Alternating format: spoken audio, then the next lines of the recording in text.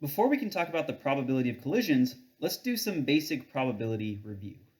Here I've listed 3 important equations of probability, and we'll go over them one by one. So first, the probability of some event A plus the probability of A complement, so the complement of event A, everything that's not A, equals 1. So imagine I have some space where this is event A, and everything outside of it, so this is event A complement is literally everything else. The probability of A plus the probability of A complement is 1. Either our event happens or it doesn't. Therefore, the probability of event A equals 1 minus probability of A complement. So we might find ourselves in scenarios where computing the probability of A on its own might be a little bit complicated, but it might be a little easier to compute the probability of A complement. If we can compute the probability of A complement, we can easily find the probability of A by just doing 1 minus probability of A complement. The second equation that we should talk about is that for 2 independent events, A and B, keyword being that they're independent, the probability of event A and event B both occurring is the probability of A times the probability of B. And again, A and B must be independent. So the outcome of A cannot have any impact on the outcome of B. So we can imagine this as maybe event A is flipping heads on a coin, and event B is rolling a 2 on a 6-sided die. If I flip a coin and roll a die, the outcomes of either of those 2 events have no impact on one another, so those events would be independent. So yeah, the probability of both events occurring is simply the product of their individual probabilities. The last equation we want to talk about deals with mutually exclusive events. And I think people mix up the terms independent and mutually exclusive quite often. They are completely different and have absolutely no overlap. 2 events are independent if their outcomes have no impact on one another. So flipping a coin and rolling a die, those 2, like flipping heads on a coin and rolling 2 on a die, those 2 events have no impact on one another, versus mutually exclusive events are 2 events that both cannot happen. So if one of them happens, the other one cannot happen, and vice versa. They're mutually exclusive. So for 2 events A and B that are mutually exclusive, the probability of A or B is the probability of A plus the probability of B. So for example, rolling a 1 versus rolling a 2 on the exact same die, those are 2 mutually exclusive events. You either can roll a 1 or you can roll a 2. But if one of them happens, the other one cannot happen. So the probability of rolling a 1 or a 2 is the probability of rolling a 1 plus the probability of rolling a 2 on the same die. Let's try to estimate the probability of encountering at least one collision if we're trying to insert n keys, or elements, into a hash table whose backing array has m total slots. Well, what I'm trying to find is so I'm going to use this notation. I'm going to say the probability n comma m of greater than or equal to 1 collision for n keys being inserted into m slots.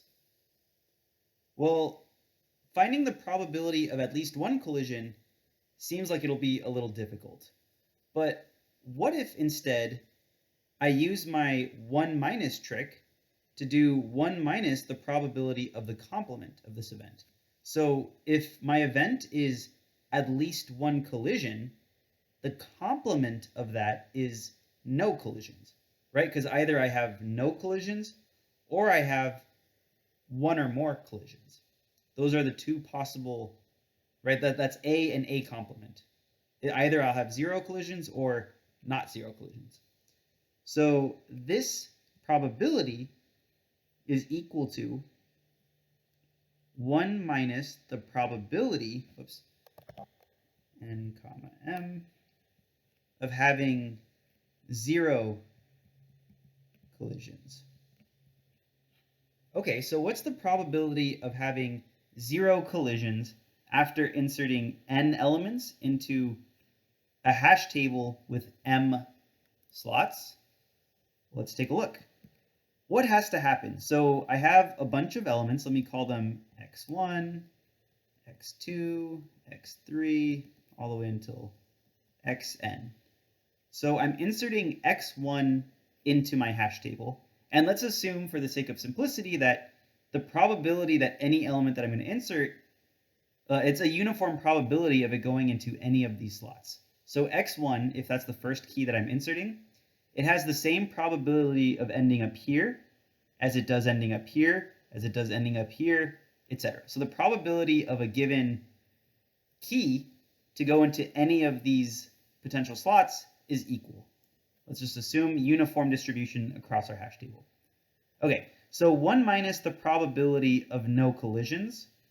Well, what is, so let me actually, let's go down here. Let's rewrite this. Actually, let me solve this part first. So the probability of having no collisions, what has to happen? Well, first, I try to insert my first element, and it cannot have a collision. Well, the probability of that happening is 100%, right? It's impossible for my first element to have a collision because there's nothing already in my hash table. All of the slots are free. So I insert the first element. It goes randomly. I just picked this slot. It could have gone into any of them. And now the first element is inserted. What about the second insertion? Well, given that my first insertion did not have a collision, my second insertion, to also not cause a collision, has to go into any of the remaining m-1 slots. The probability that x2 happens to go into one of the remaining open m-1 slots, if I'm assuming every single one of these is equal probability, is just the number of slots it can end up in divided by the total possible number of slots.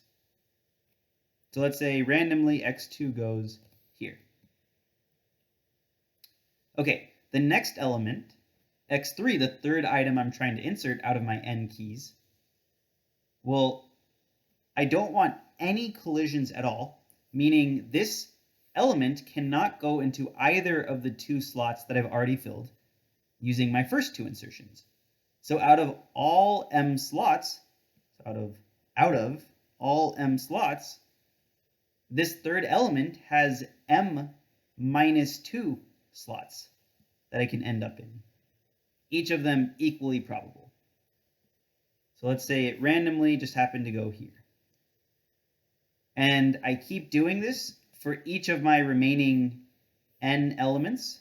So the last element, out of all possible m slots,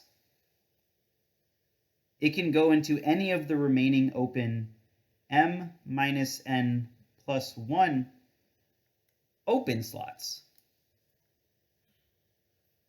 So now this is the probability. So this equation here is the probability of having no collisions, but I can just stick it in up here. So this would be 1 minus this entire product, which is m-1 over m times m-2 over m,